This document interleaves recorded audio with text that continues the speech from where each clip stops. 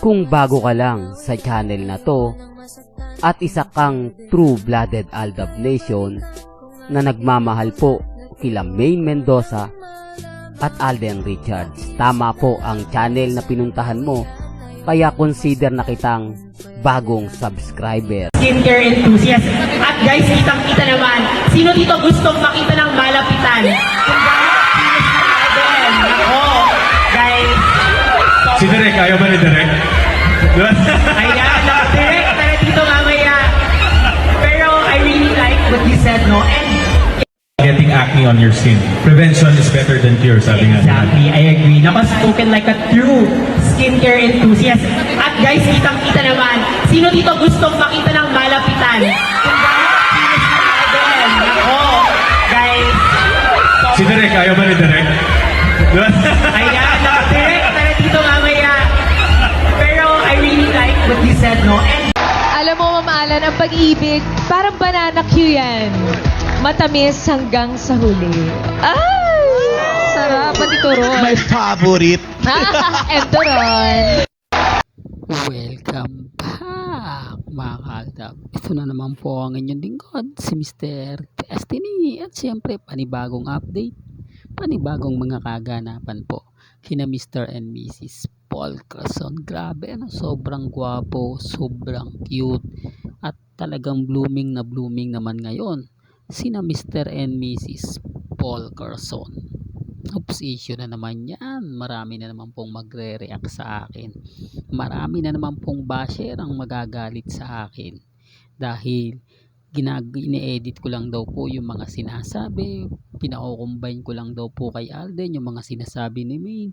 Yung mga sinasabi ni Alden, kino-combine ko rin kay Mengay. Ganyan po sila kabiter. Di po ba? Wala na raw Aldab pero tayo pa rin po yung bukang bibig nila. Hindi pa rin sila nawawala sa channel natin at talagang tinututukan pa rin ng gusto si Mr. Destiny. Kaya nga po puro nagbibigay ako ng mga throwback video panggising po sa mga taong bulag at bingi sa katotohanan. Although yung mga inabutan yun hindi magre-react eh. Ang mga may ingay itong siyempre yung mga fans ng Barbie, di po ba? Ni Barbie Fortesa na gusto maging karelasyon ni Alden. Si Chandel o Chanel ba yun? Nasa dulo ng dila natin, mga kaaldab, hindi natin mabanggit. Dahil hindi nga po ako doon nakapokus. Itong si Mr. Destiny, nakatutok lang po ako kila Mengay at kay Alden. Kung ano yung mga ganap ni Alden at ganap ni Mengay, andun lang naman po tayo. Hindi na tayo nagkakaroon pa ng issue sa iba.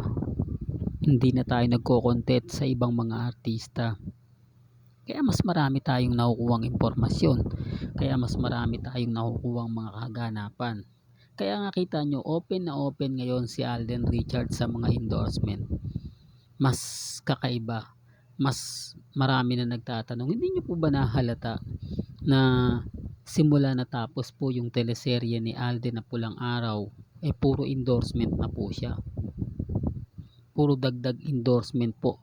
At yun po yung ginagawa niya. Kasi sabi ko nga po sa inyo mga kaaldab, kung may kontrata pa si Tisoy, paulit-ulit kong sinasabi to, hindi siya mababakante at hindi siya pababakantihin ng GMA Kapuso. Mas inuna pa ni Alden yung ano nila ni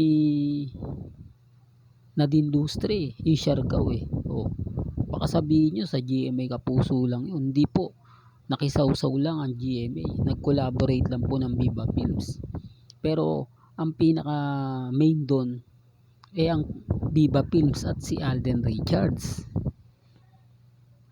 dahil wala nga po silang kinita sa huling pelikula ni Alden sa Viva Films na kasama niya si Heaven Paralejo, yung Out of Order, na talagang tinangkilik naman po ng mga fans ni Richard Paul Carson. At syempre namili ng ticket si Mrs. Paul Carson. Oops, issue na naman yan, Mr. Destiny. Alam mo, kaya ka nababash kaya ka lagi na pag-iinitan, kaya laging maraming galit sa'yo dahil sa mga sinasabi mo, dahil sa mga paliwanag mong imposible namang mangyari at maganap. Yun naman po yung banat nila, pero okay lang.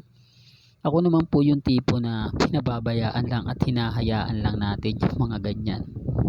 Basta ako, masaya po ako sa mga ina-update ko, nakatutok kay na Alden, nakatutok kay Main. Doon lang masaya na po ako basta bago po kayo maniwala at paulit-ulit yung sinasabi, tignan nyo po muna yung mga post kung totoo, kung hindi inedit o ba, kasi karamihan po talaga AI na yung mga ginagamit nila kay Alden, kay Barbie, kay Chantel, kay Catherine, lahat po yun AI na hindi ko naman po ginagawa. O kung sa tingin nyo na gagayahin ko sila, napakadali lang po, i-edit ko lang kay Alden at kay Mengay na ito yung magkasama sila gaya ng ginagawa nila. Pero bakit ko naman po gagawin yan? Di po ba dahil alam naman po natin na imposibleng magpakita po sila sa social media.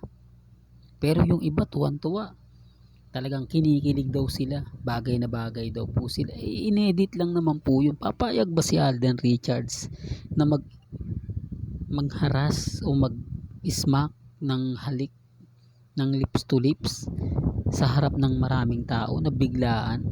Doon pa lang may mali na doon pa lang masasabi nyo na hindi gagawin niya ni Alden, malabong gawin niya ni Alden. Pero pinapakita po yun sa mga AI, sa mga ina-upload po nila, at maraming comment. Yun ang nagpaparami ng views, di po ba? Kasi kung pagparami lang ng views, lagi ko naman sinasabi at paulit-ulit ko naman po kinukwento na depende na lang po yan sa mga taong maniniwala. Depende na lang po yan sa taong kumbaga magsasabi ng ganito ganyan. At least ako mga kaaldab, ito lang yung ina-update natin at aminado naman po tayo na hindi tayo makakuha ng mga video picture na magkasama sila Mengay. Pero at least totoo yung mga tinatamaan.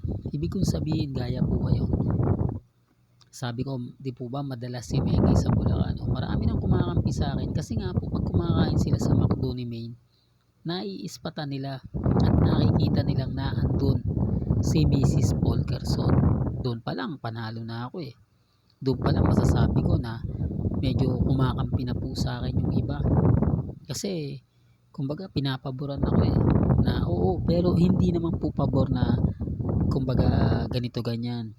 Kaya lang daw po na andun si Mengay o mas madalas nga po sa Bulacan at hindi nakakasama ng pamilya at Taide dahil nga po raw sa negosyo. Mahina daw po ang benta kaysa ganito dahil nung kumain daw po sila, mabibilang mo lang yung customer. Mabibilang mo lang yung mga taong pumupunta o kumakain. Siguro mga kaaldab, sabihin na natin na kahit weekend, talagang hindi masyado dinudumog. Hindi katulad mo ng dati, di po ba? Malaking apekto po talaga. Tama naman po yung sinabi ni Nanay Dab na malaking epekto sa kanila yung issue sa flood control project. Kasi talaga Bulacan po talaga yung unang tinamaan. Bulacan po talaga ang unang kumbaga binaha ng todo-todo. Kung mapapanood ninyo, mababasa ninyo, simula pa lang po ng flood control project talagang Bulacan na yung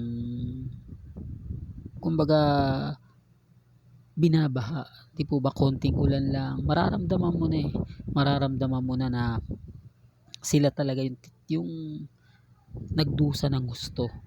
Kaya syempre, kakain ka pa ba? Iisipin mo pa, naku hindi, galing yan kay congressman, ganito ganyan. Mag-aano ka na. Di po ba, na pinondohan yan yung pera na buwis na ibinayad. Syempre, madidistract ka. Po ba? Kaya nga sabi ko sa inyo mga kaaldab, may mga bagay-bagay po na mahirap nga po talagang ipaliwanag. May mga bagay-bagay nga po na talagang kung iisipin at susuriin nyo naman po talaga, mapapaisip po kayo. Di po ba? Pero sabi ko nga dito sa channel ni Mr. Destiny, wala pong pilitan may kanya-kanya tayong opinion, may kanya-kanya tayong pananaw. Nire-respeto ko naman po yan at ginagalang. Hanggang dito na lang po. ang ating latest updates. Kaya kung gusto nyo pa po ng pinaka-latest at sariwang update, abay tumutok lang po kayo dito po sa channel ni Mr. Destiny para updated kayo sa mga bago at sa mga latest na i-upload po natin maya maya lang. Hanggang sa muli, salamat po sa panonood at pakikinig.